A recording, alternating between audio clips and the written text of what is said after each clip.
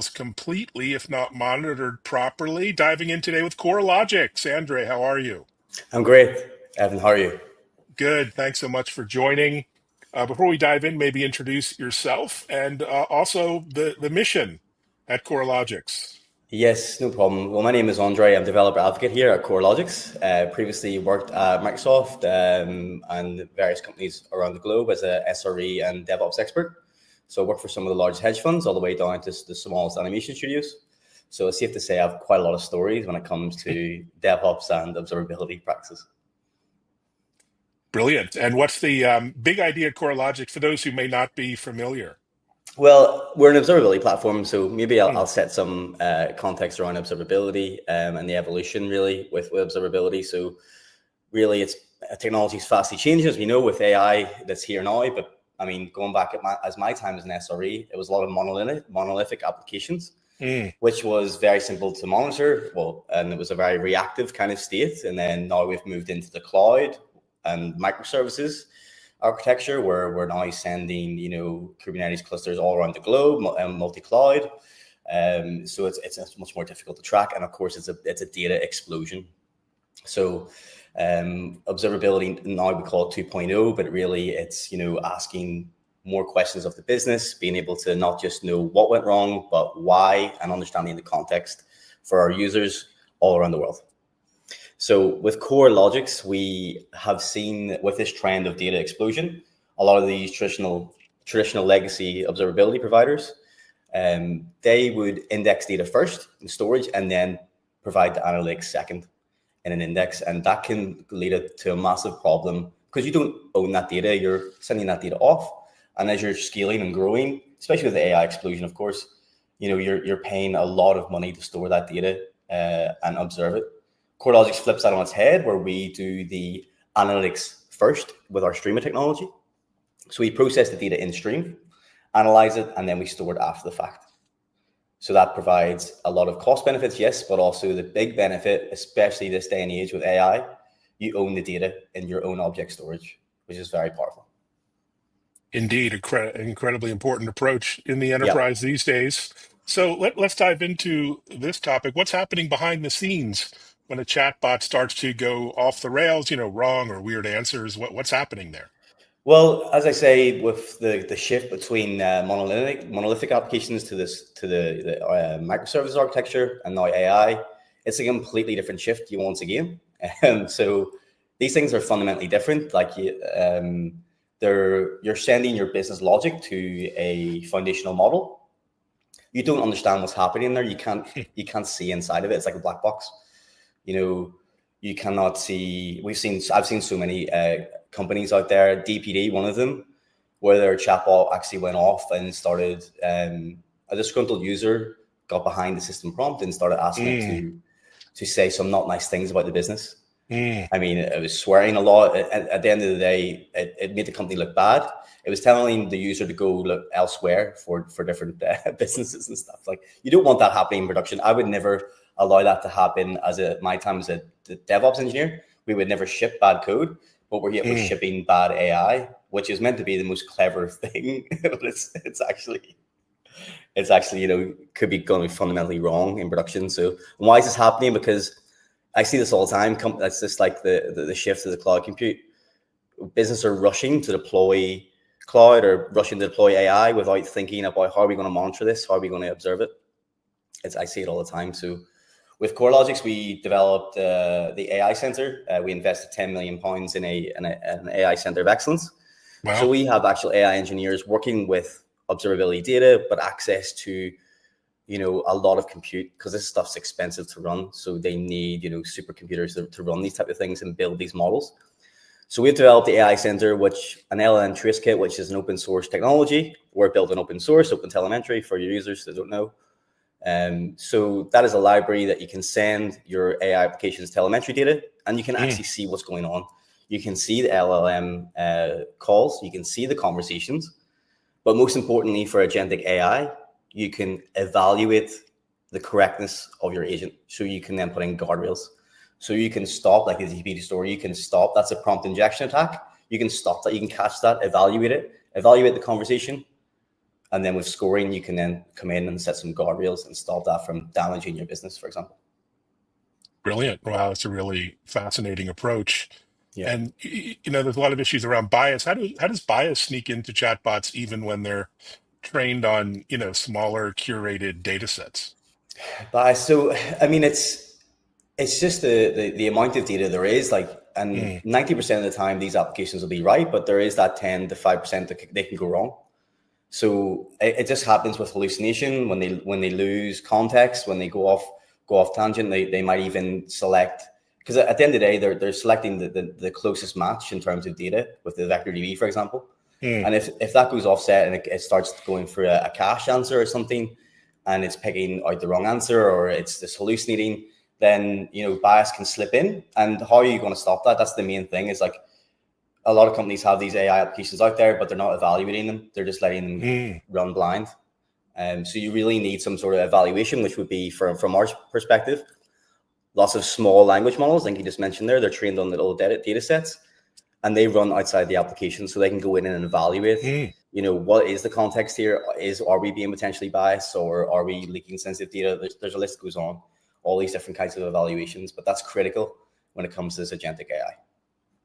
Interesting. So this isn't a one-time snapshot. I mean, you want to, over time, keep tabs on chatbot accuracy and tone. I mean, how does that work? Is it a constant, real-time process? Yeah, it's constant, so it's always evolving. I think that's the powerful differentiator that we have, where you own your own Mm, data. Like, as we say, we have the observability maturity model. I actually just had a podcast there with one of our users who went from Michael from Packview, who went through the 4 levels, and it really provides that structure. But what I'm trying to get to is, we own your own data. That's the powerful thing with us. So telemetry data, we find, is very varied and rich. That's why we have the 4 levels, where we don't just treat observability as an insurance policy, but as like a driver for business growth. And that's the same with AI. If you own your telemetry data, you can see exactly how your application is running. You can then use that to train your models and become better in the future. What I think is critical.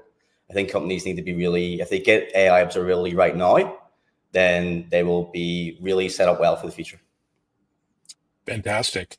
Do you think we'll ever see a kind of self-healing chatbot? There's so many new LLMs coming into market, one that knows when it goes wrong and fix itself, in real time even? Eventually, I would like to, yeah, eventually it'll get there. It'll get there eventually. I'm sure that, I think the AI landscape is going to change fundamentally again in the next 5 to 10 years for sure. But right now, where we're at is, we need to run evaluations outside of the fact. We need an AI to evaluate the AI that's trained on specific topics. That's where we're at right now. Where we'll be in the future, who knows? But I think the most important thing right now, as I mentioned before, is the power of owning your own data, your own telemetry data, and actually Mm, owning your applications. And you're not sending it off to a third party where you have to pay a rent on that information. oh, If you right. own it, it's very, very powerful. So we should almost think about these chatbots as kind of human-like, employees, if you will, performance reviews, regular training. Is that a good Yeah, analogy? really funny you mentioned that. We just announced Ollie, which is our agentic AI Mm, for observability. So you literally have your own SRE, like myself, in your pocket. So it's an expert on your telemetry data. You can go in and ask it, like, why is my application slow today?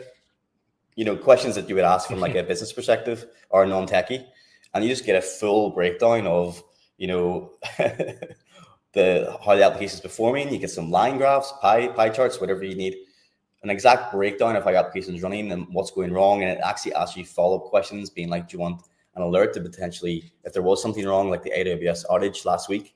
I asked Ollie, what service has been affected.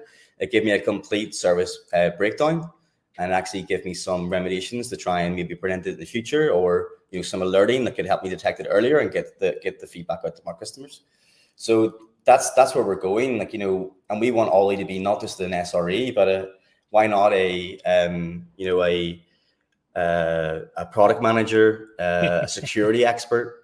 It's trained on your observability data, and if you have it all in the one context and then you own it, you can run this model on top of it. The possibilities are endless. But yeah, so I really do think it's very human-like for sure, and it's quite exciting. Indeed. You mentioned the AWS outage, and then there was a Microsoft outage. I mean, Yeah. it's easy then to point fingers and, at AWS and Microsoft as the root cause. But, who's accountable when a chatbot goes wrong or spreads misinformation? Do you blame the company? Do you blame the engineers? Do you blame Coralogix, or the AI vendor? I mean, how's this I going to mean, work? if you're deploying these AI Mm, applications, the buck stops with you. Like you're mm, at risk, and your customers are at risk. And this era now of AI, it's just a lot more deeper than chatbots. Like there's companies, there's engineers I know plugging in these coding assistants into production systems, and they have access to sensitive data, mm, customer data. They're running code, they're deleting databases, they're leaking sensitive data. The code's not great, it's easy to be hacked. This opens up a whole new attack vector. mm. So that could be a real problem going forward in the future as well that I see. So we just really need to be evaluating these systems and making sure they're correct before we release them to production, really. Interesting. You must have lots of stories and anecdotes where you're helping companies catch issues early and avoid much bigger problems, which you're probably not allowed to talk about. I'm not sure. Yeah. I But mean, can you share any insights or examples there? um, let me think. The DPD story I've already mentioned. Yeah, I've tell us seen more about that. Yeah, that's yeah. interesting. Well, the DPD story is this. It's very simple. They had a OpenAI released a new update to their foundational model, which is what Mm, they were running on. So if you're not tracking that and you're not testing your application or evaluating it at all times, it's in production and someone's managed to get behind the system prompt that's behind the AI chatbot that's meant to protect it for this kind of thing.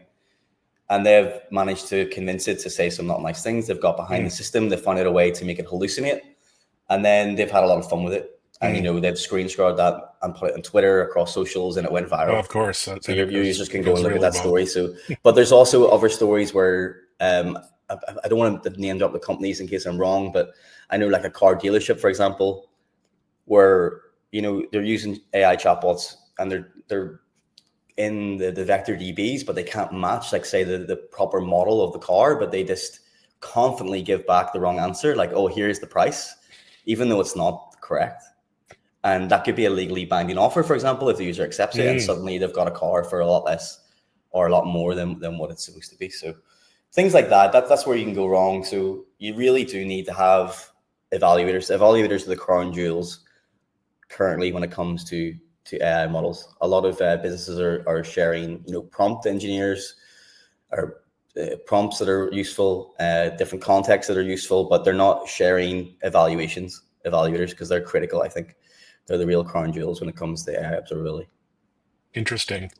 So, and there are, of course, a lot of regulatory environments, particularly in Yes. financial services and healthcare, and even Yes. countrywide. You're from Europe, you know that more than I do. Do you Yeah. think we'll have regulations and to Yes. ensure AI monitoring, and how will that look over time? It's definitely coming. Good question. I believe in the EU, there's the EU AI Act that's came out, Mm, where businesses have to be responsible mm, for the risks, and I believe that will come over this way as well. It needs to happen. It needs to be some sort of regulation. So companies need to be prepared.